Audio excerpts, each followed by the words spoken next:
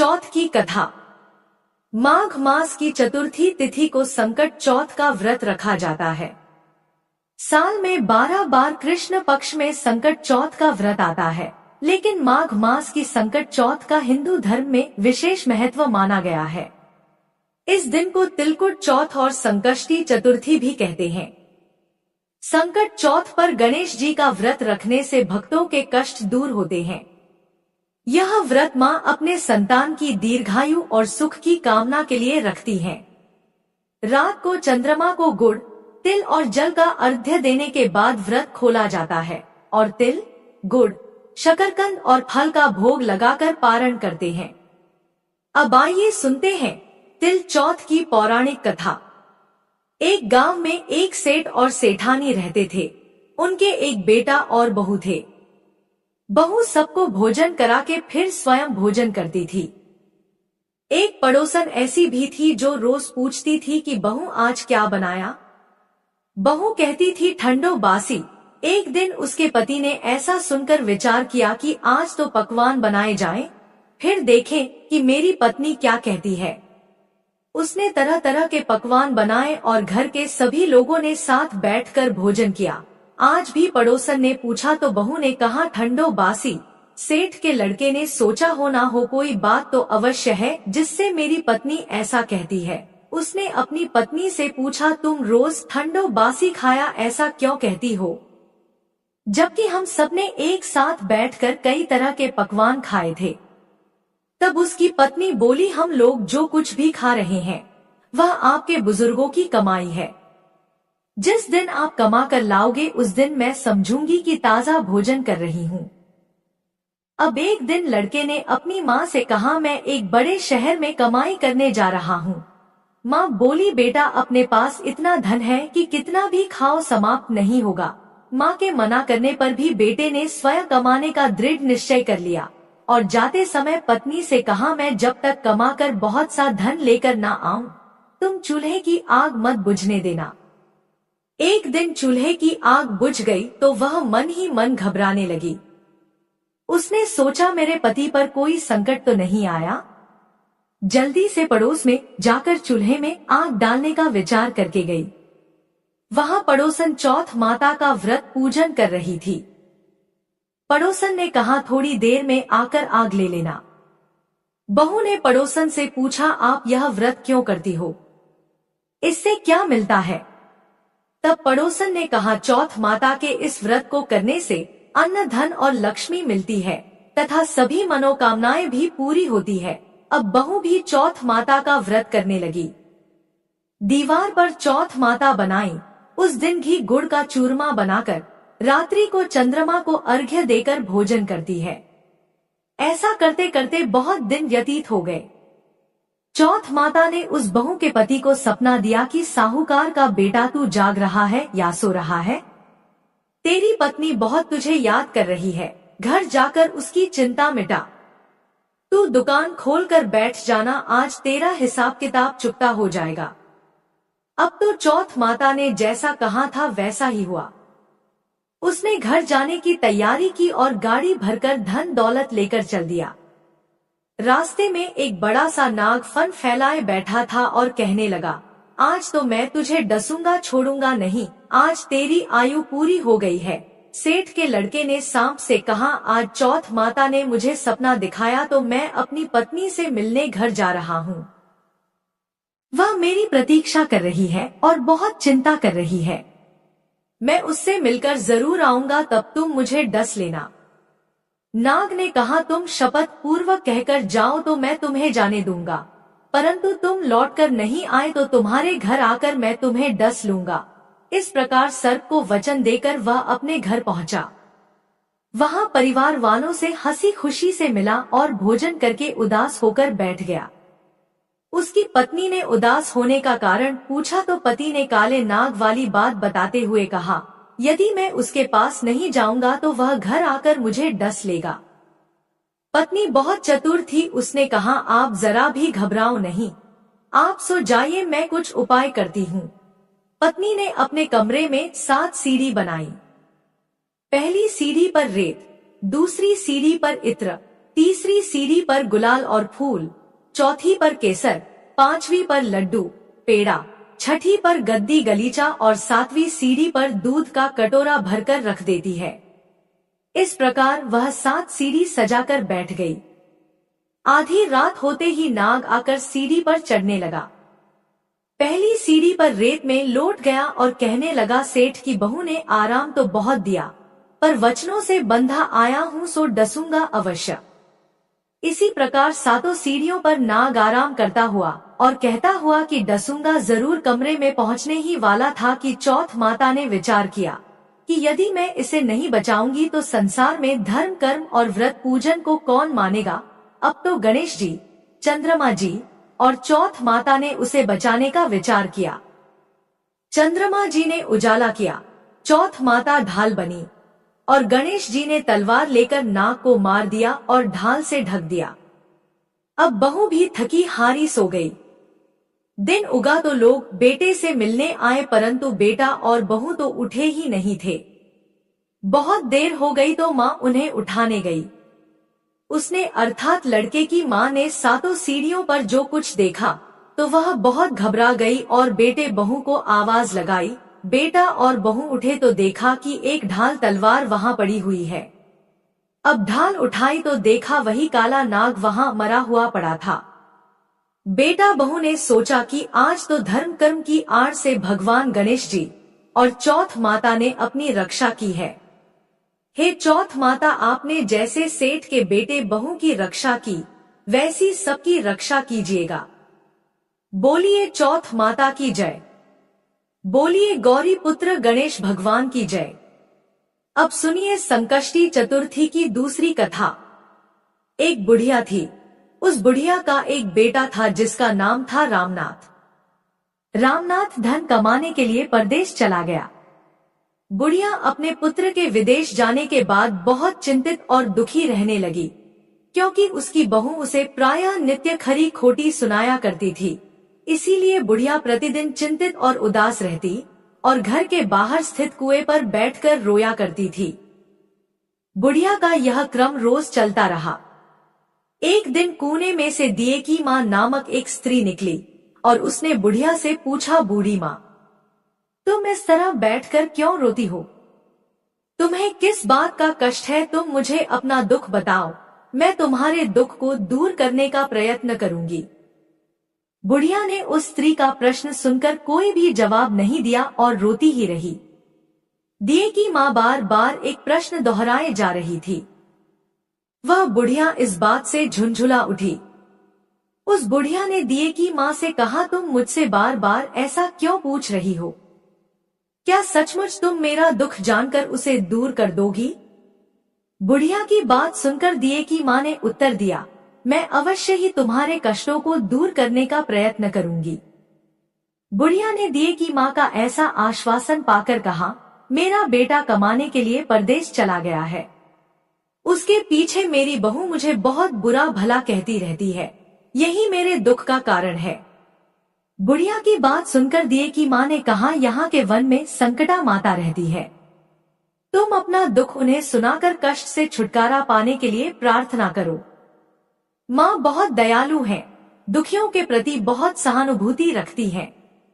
निसंतानों को संतान, निर्धनों को धनवान, निर्बल को बलवान और अभागों को भाग्यवान बनाती है। उनकी कृपा से सौभाग्यवती स्त्रियों का सौभाग्य अचल हो जाता है। कुंवारी कन्याओं को इच्छित वर की प्राप्ति होती है। रोगी अपने रोग से मुक्त होते हैं।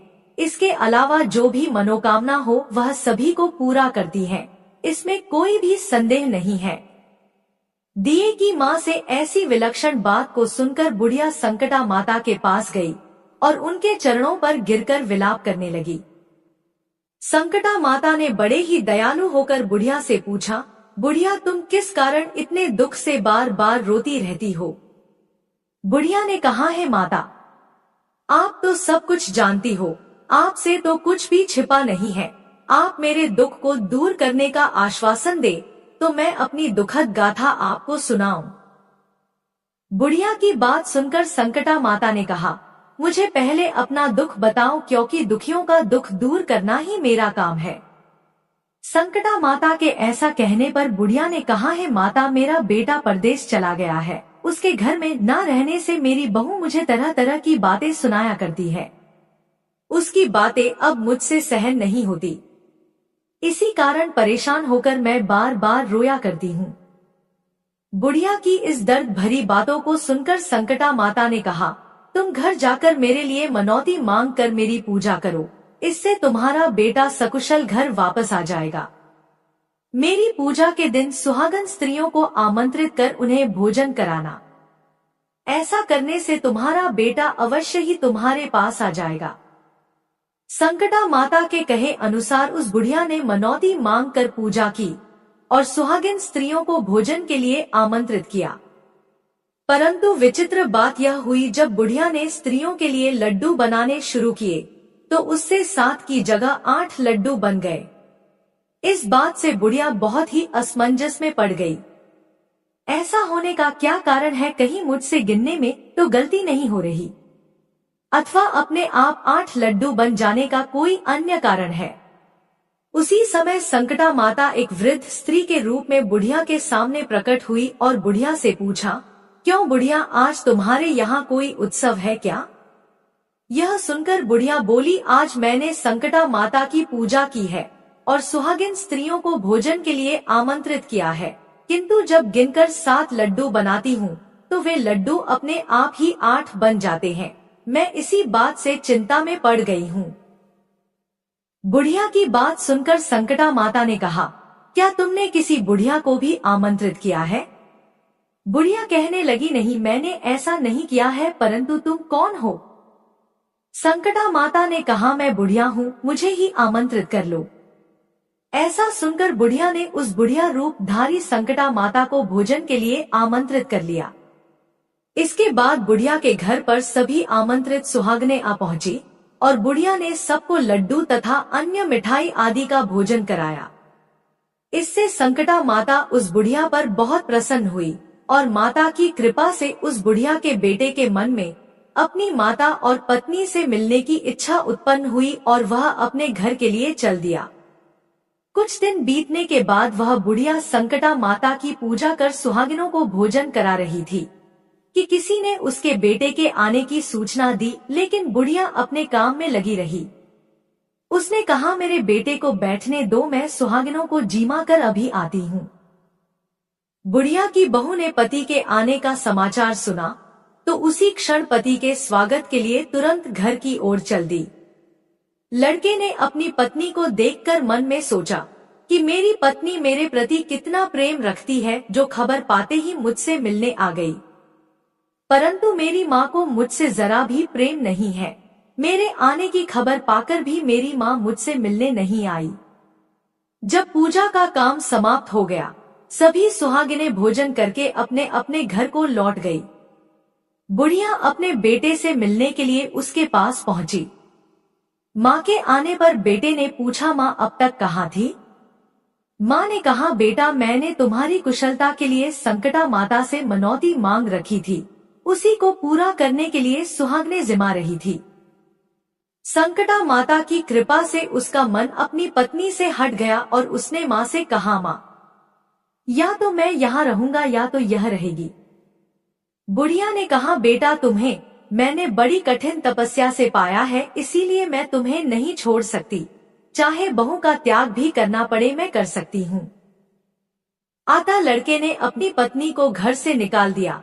घर से निकलकर बाहर आई तो बहुत दुखी मन से एक पीपल के पेड़ के नीचे बैठकर रोने लगी। एक राजा उधर से जा रहा था, उसे रोता देखकर राजा रुका और पूछा, तुम क्यों रो रही हो? तब उसने अपनी सारी व्यथा राजा को कह सुनाई। राजा ने कहा, आज से तुम मेरी धर्म बहन हो, इसीलिए रो मत। मैं तुम्हारे सभी कष्टों को दूर करने का प्रयास करूंगा।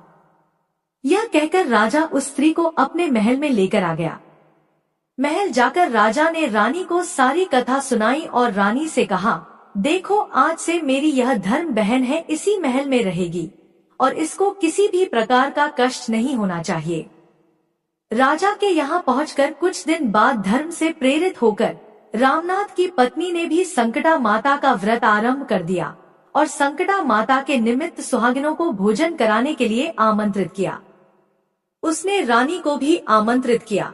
जब सभी सुहागिनें लड्डू खाने लगी तो रानी ने कहा, मुझे तो रबड़ी, मलाई और स्वादिष्ट मिष्ठान ही हजम होते हैं, यह पत्थर समान लड्डू कैसे हजम होंगे। ऐसी अवहेलनापूर्ण बातें कहकर रानी ने लड्डू खाने से मना कर दिया। कुछ समय बाद संकटा माता की कृपा से रामनाथ अपनी पत्नी को खोजते हुए राजा के महल में आया। वहां आकर अपनी पत्नी को संकटा माता की पूजा करते हुए देखा तो संकटा माता को हाथ जोड़कर प्रणाम किया और अपनी पत्नी से कहा, प्रिय मेरे अपराध को क्षमा करो। उसकी पत्नी ने कहा, है नाथ, यह सब प्रारब्ध से ही होता है, इसमें आपका कोई दोष नहीं है, आप मेरे ईश्वर रूप हो, मेरे भी अपराध को क्षमा करें। यह कहकर दोनों ने विधि पूर्वक संकटा माता व्रत कथा सुनी और संकटा माता की पूजा की। पूजा को समाप्त कर सुहागिनों को जिमाकर दोनों पति पत्नी अपने घर की ओर प्रस्थान के लिए तैयार हुए। जाते समय रामनाथ की पत्नी ने राजा रानी से कहा, जब मुझ पर दुख पड़ा था तो आप लोगों ने धर्म बहन बनाकर मुझे आश्रय दिया था। यदि आपको किसी भी तरह की सहायता की आवश्यकता हो तो मेरी कुटिया में निसंकोच चले आना। ऐसा कहकर दोनों पति पत्नी अपने घर चले आए। संकटा माता के प्रसाद का निरादर करने के कारण रानी पर भारी संकट आ पड़ा। रामनाथ की बहू के जाते ही उनका राजपाट नष्ट हो गया। ऐसी विपत्ति में पड़कर रानी ने राजा से कहा, ना जाने वह तुम्हारी धर्म बहन कैसी थी, उसके यहाँ से जाते ही सब कुछ नष्ट हो गया। रानी ने राजा से कहा, जाते समय वह कह गई थी कि जब मेरे ऊपर कष्ट पड़ा था तब मैं तुम्हारे यहाँ आई और कदाचित तुम्हारे ऊपर कोई भी कष्ट पड़े तो तुम मेरे घर चले आना, इसीलिए हम लोगों को उसके यहाँ ही चलना चाहिए। ऐसा विचार कर राजा रानी दोनों ही अपनी धर्म बहन के घर गए। वहां जाकर रानी ने कहा, बहन, तुम्हारे जाते ही ऐसा क्या हो गया कि हमारी सारी संपत्ति नष्ट हो गई, हम लोग बहुत परेशानी में पड़े हुए हैं। रानी की बात सुनकर रामनाथ की पत्नी ने कहा, बहन, मैं तो कुछ नहीं जानती, मेरी तो सब करता धरता संकटा माता है, इसके अतिरिक्त कोई दूसरा नहीं। इसीलिए मेरी राय में तुम संकटा माता से अपनी भूलों के लिए क्षमा याचना करो, उन्हीं की मान मनौती से तुम्हारा काम बन जाएगा, तुम्हारे सारे बिगड़े काम अपने आप सुधर जाएंगे। रामनाथ की पत्नी की बातें सुनकर रानी ने श्रद्धा भक्ति से संकटा माता का व्रत किया और सुहागिनों को जीमा कर अनजाने में हुई अपनी सब भूलों के लिए संकटा माता से बार बार क्षमा मांगी। रानी के ऐसा करते ही संकटा माता प्रसन्न हो गई और रात में रानी को स्वप्न में कहा कि तुम दोनों पति पत्नी अपने महल को चले जाओ, वहां जाकर मेरी पूजा करना और मेरे निमित्त सुहागिनों को जिमाना। ऐसा करने से तुम्हारा गया हुआ राजपाट तुम्हें दोबारा वापस मिल जाएगा। सुबह होते ही रानी ने अपने स्वप्न की बात राजा को बताई। रानी की बात सुनते ही राजा उसी क्षण रानी को साथ लेकर अपने महल की ओर चल दिया। महल में आने के बाद राजा रानी ने संकटा माता के कहे अनुसार पूर्ण भक्ति भाव से माता संकटा की पूजा की और सुहागिनों को भोजन कराया। ऐसा करने से उनका बिगड़ा हुआ सारा समय सुधर गया और सारा राजपाट उन्हें वापस मिल गया और वह पहले की तरह राज्य को भोगने लगे। बोलो संकटा मैया की जय। इस प्रकार संकटा माता की व्रत कथा समाप्त हुई। एक बार प्रेम से बोलिए चौथ माता की जय। गणेश भगवान